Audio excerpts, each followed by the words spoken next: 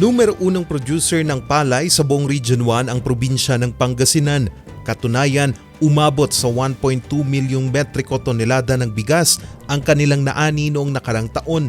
Pero pinangangambahang bababa ang bilang na ito dahil sa El Nino. Sa ngayon nga na nakakaranas tayo ng near above normal dahil nandiyan po yung tinatawag natin na habagat.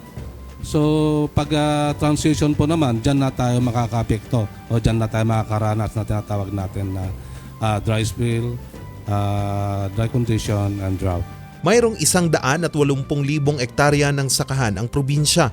Mula sa bilang na ito, 71,321 na hektarya ang umaasa lang sa tubig ulan at inaasahang makakaranas ng tagtuyot na epekto ng El Nino.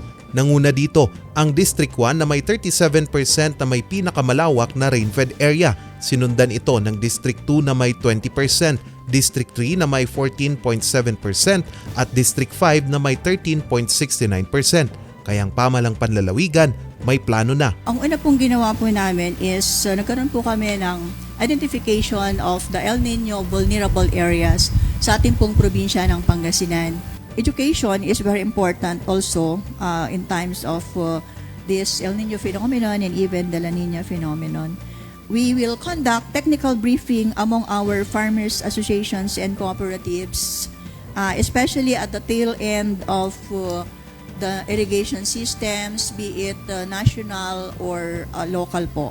Inilahad din ang ilang pwedeng gawin sa panahon ng tagtuyot. Kabilang dito ang alternative crop planting o ang pagtatanim ng mga pananim na hindi nangangailangan ng maraming tubig gaya ng mais at munggo. Doon po sa mga areas po na magtatanim na kwan po ay may mga another mitigation measure po natin kasi aatake po ang mga daga, ganyan po. So kailangan maglinis po ang ating mga farmers sa kanilang mga sakahan po. Katuwang din nila rito ang National Irrigation Administration sa pagsasaayos ng mga irrigation canals at pagtatayo ng mga solar-powered irrigation. Aabot sa 300 milyong piso ang itinabi na ng NIA Pangasinan para sa proyekto sa El Nino.